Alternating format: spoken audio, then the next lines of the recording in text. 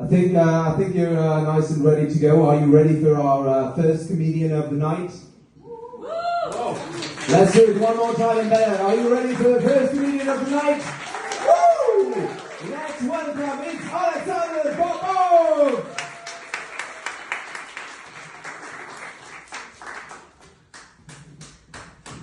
Wow. Hi. See, that's what I always wanted. To tour the Baltic states with the microphone that stands as still as Johannes's kids. Fantastic. Yeah. You could tell from Johannes's jokes that he loves his family and all the time he can spend away from them. We're like 4 dudes in a car, very masculine. And then my mom says I haven't succeeded, you know? Well, at least I don't have nothing to go home back to. Yes, I know. I know. With my looks, when I say nothing to go back to, everybody's worried that you will have to keep me. No. Chill. Going back. I have a mortgage to pay. I don't know how, because this here obviously is going to make me famous. Well, great to be here. I love Riga because there are 2 things very much in common between Riga and Tallinn. Number 1, if you get hit by somebody on a bike, they're going to start talking to you in Russian. Which is cool because, you know, I know the other unofficial language of Estonia, and it always shocks them. Well, plus the part of Planet of the Apes actually was a manual, not a science fiction book, which is great. And a second cool thing about Riga is that it's a fantastic town if you come in with a bus, just like in Tallinn. You're very, very confused because the bus station is hidden away from all the gems, like tram station. I went to the information booth. Oh, sorry, now I'm disrespecting the most important part of the Riga bus station, the information section. Wow, very informative. Yeah, they looked at me and they're like, we don't have a clue what you want. City is over there. Oh, it's over there. Right? I'm scared to ask what this part here particularly would be. But then I understood that the lady just did not realize that what I was asking in English, and she was just, yes, get the fuck out. The tourists with all their questions. I mean, what is it? Information? The sign is there for me, not for you. Which is cool. But then again, I mean, I get it. If I would work in a bus station as like somebody giving out information, I would start stabbing people early. Because people in a bus, they never have like serious questions. So it's like, can I get a bus from here? No. Trains only. We're going deep undercover to confuse everybody, including ourselves. Oh, and of course, I mean, the teenagers on the streets of Riga. For me, summer is a very difficult time because I work as a school teacher. Yeah, I know. It is difficult, especially in Tallinn. Whenever I go partying, all of my students are there. Which is cool because then at least can meet them. Yes, yeah, I know. From September till May, it's me and the classroom. We're tight, especially on oxygen. I haven't been to schools in Riga. I hope they will not let me in. Because, you know, a guy like me showing up, hi, I like kids, can I come in? How about no? But in Riga, I was just, half an hour ago, coming over here, and there's a bunch of teenagers coming up to me, like, are you a police officer? And I had a gender-neutral inkling to say yes. But since they asked politely in English, I was like, no, I just look this way. And then one of them, well, but you could be a cop. I'm like, yeah, I could be many things, like employed, but I'm not.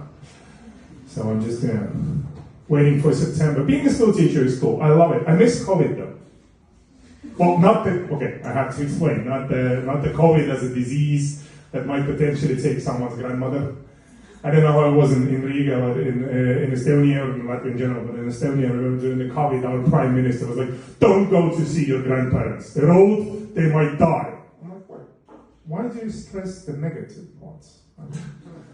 My grandma was like, are you coming to see me? I'm like, Grandma, I cannot. You might die. She's like, I'm 86, I'm cool.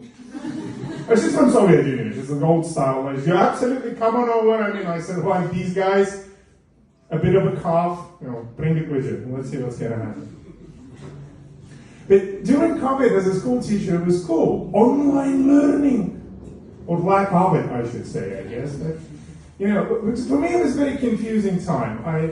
I got an email from the school saying that, like, next week we're going to be teaching online. I was, how does that work? And since we're Estonia, which means that half of the population doesn't have good internet connection, but we pretend we do. Like if you take a train from Tallinn to Tartu, then you're going to figure out that, well, we have internet if the train stands still. When it's moving, we think we have internet. So digital society would be good to run away. Instagram will not catch up. But they sent me an email back. It's like, you Google it. I was like, okay. So I Googled. On camera, education, got some mighty interesting reference to something called bonga camps. Discovered that a lot of female teachers are already doing it. Not many men, but it's Estonia, it's okay. Most of Estonian teachers are female as well. I felt right at home. I was a bit like puzzled about lack of clothing. I was like, okay, you know, it might be biology lessons. So I discovered I need some toys, which I didn't have at that particular moment. But since I got an email that next week we're going online, off I went to the store to get some stuff. Well, a guy like me buying dildos, I tell you, in sex shop, dildo gets you very awkward, even in Estonia. I'm like, what do you do for a living? I'm a teacher. Oh, okay, great. Thankfully for me, but not for the headmistress of the school, we had a practice lesson. I've never heard her yell so loud. She was like, Popov, first put your clothes on, and secondly, not that kind of class, you teach history. I'm like, well, there's a lot of sexual moments in history, it depends on how you teach it. Right.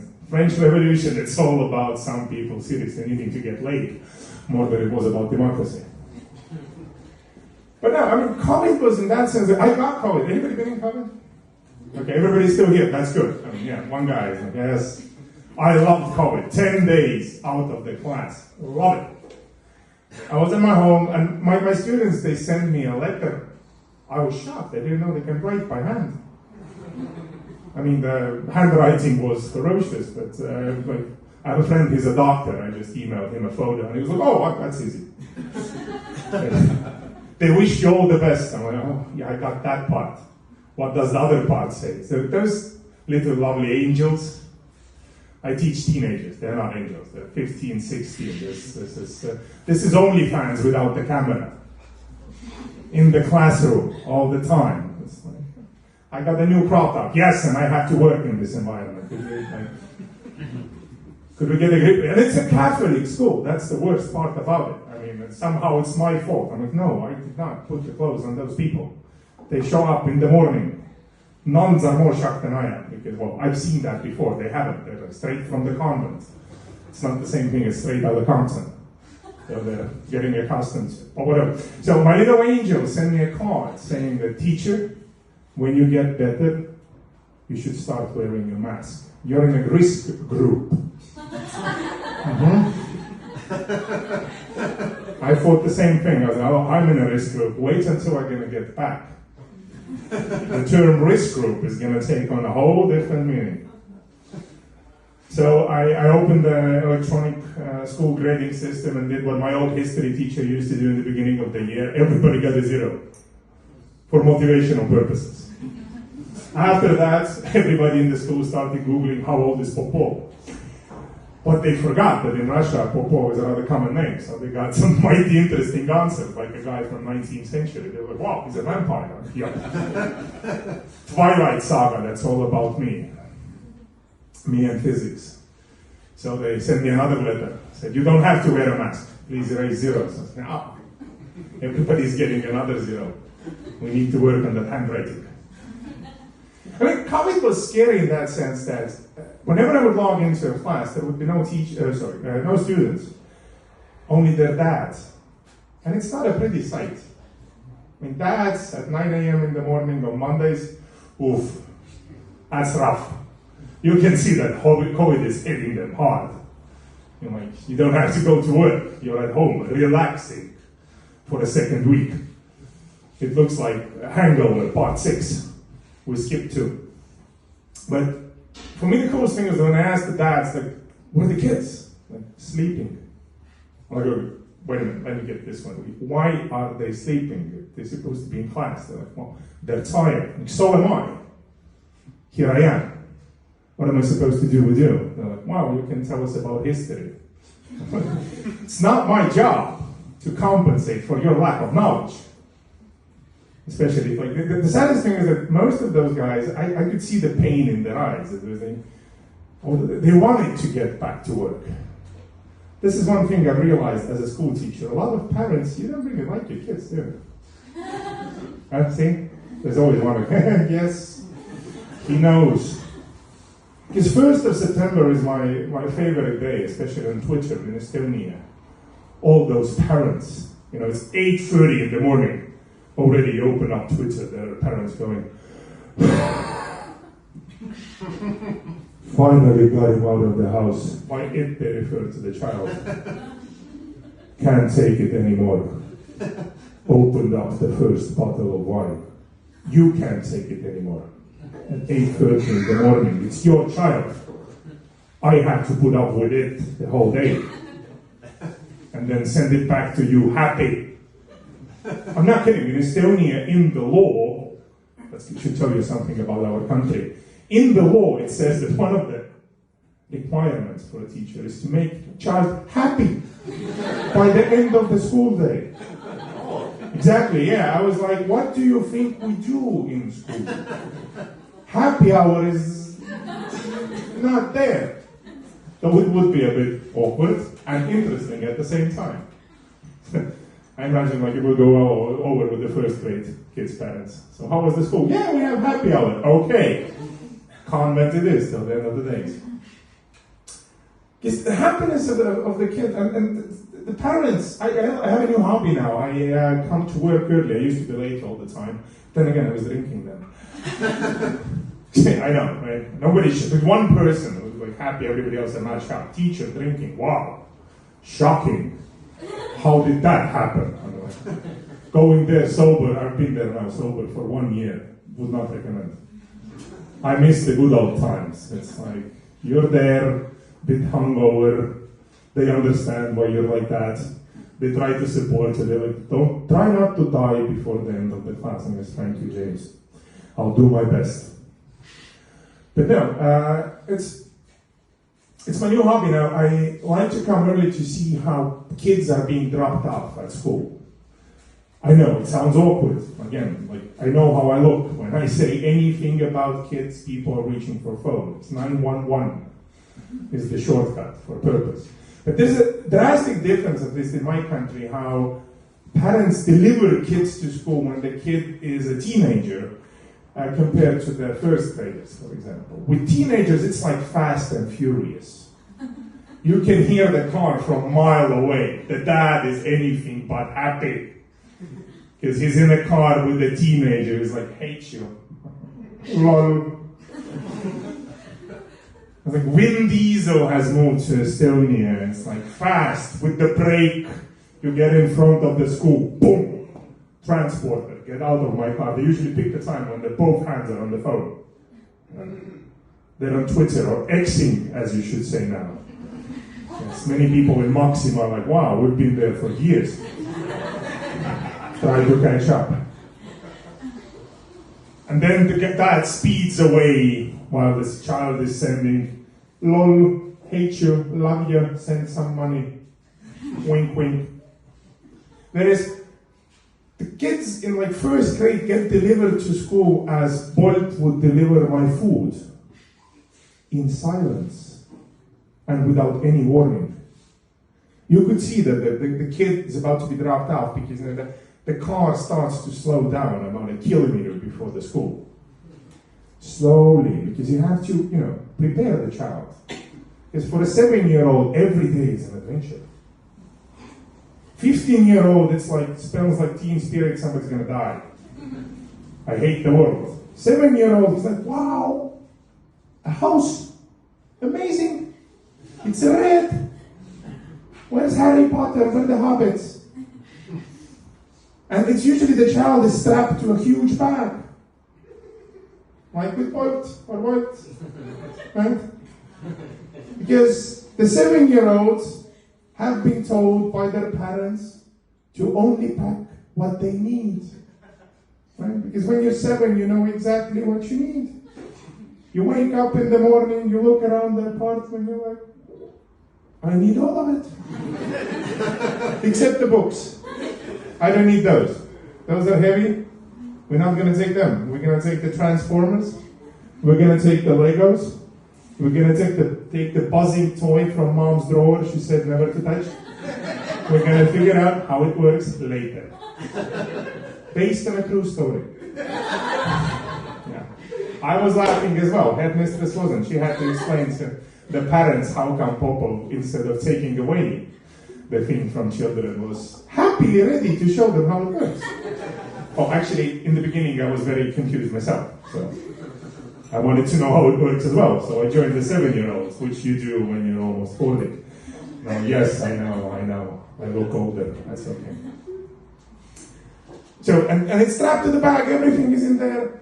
And right before the car never stops. No. Very sadly, the car passes the school, thank God for electronic windows. The window goes down, and now I know the purpose of the small thing you can grab on a backpack. It's for parents.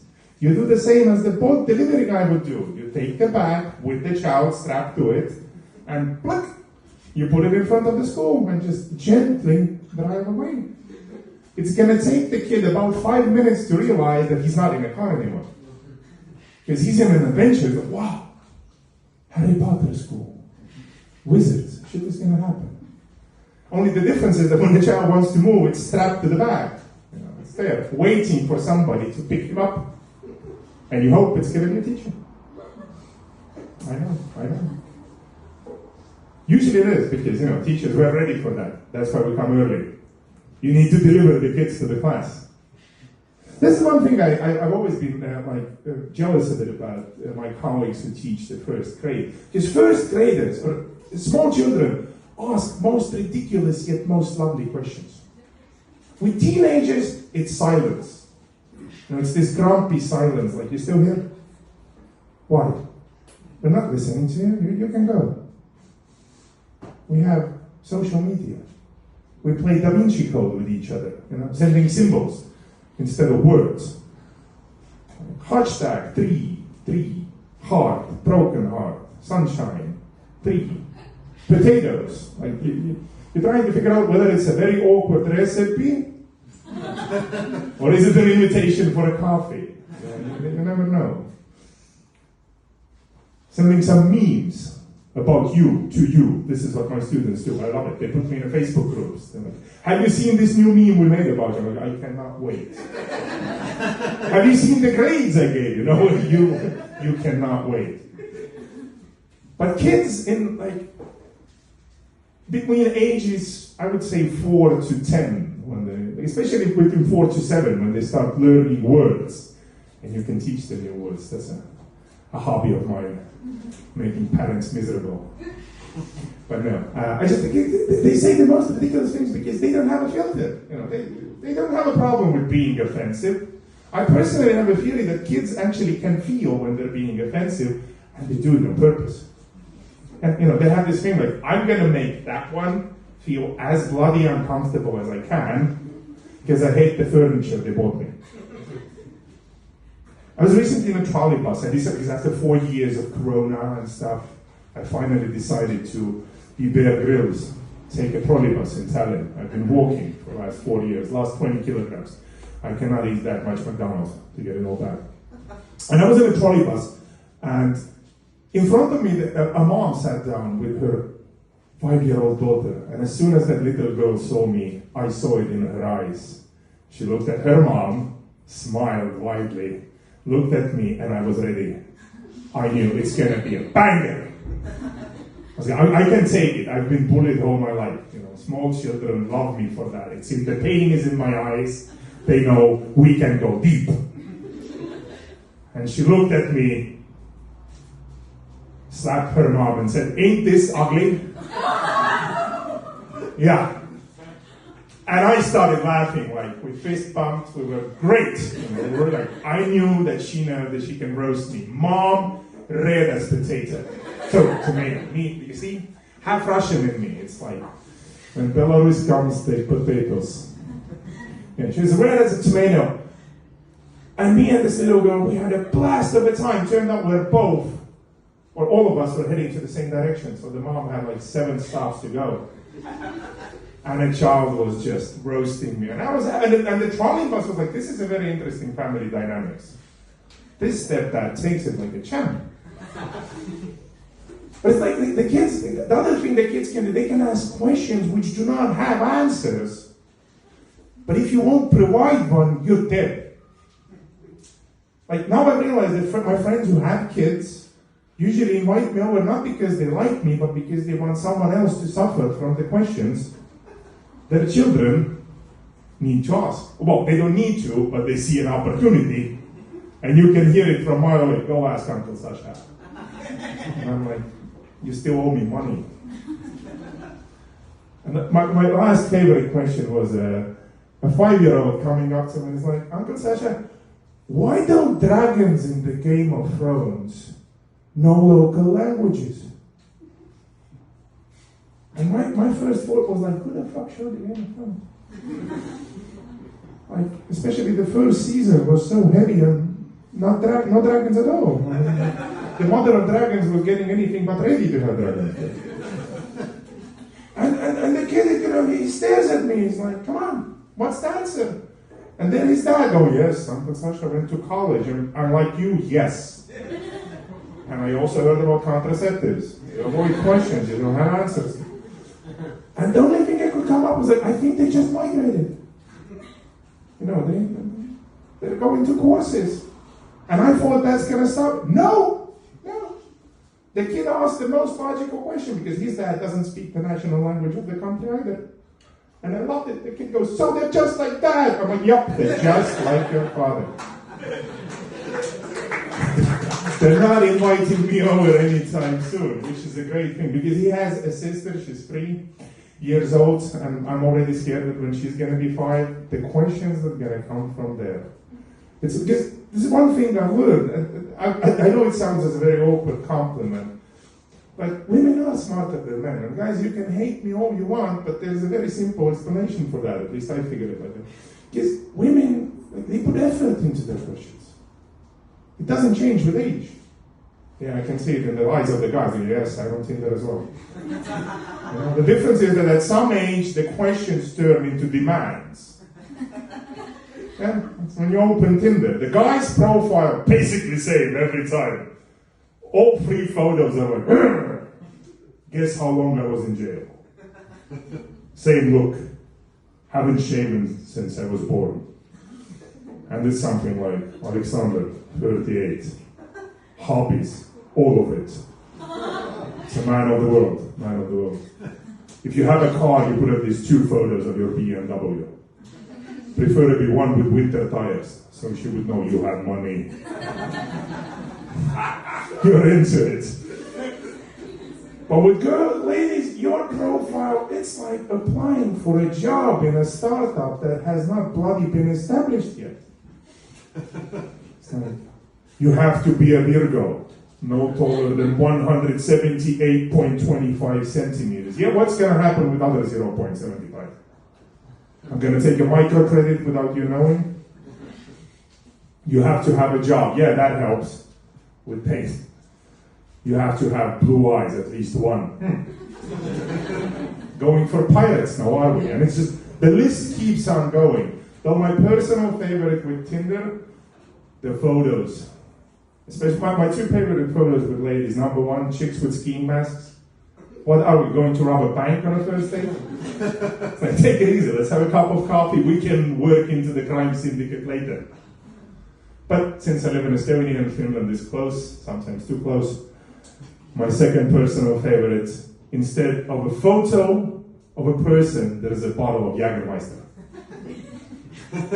I'm like, what semiotics seminar is this? Do you want me to bring a bottle with me? Should I drink one before we meet?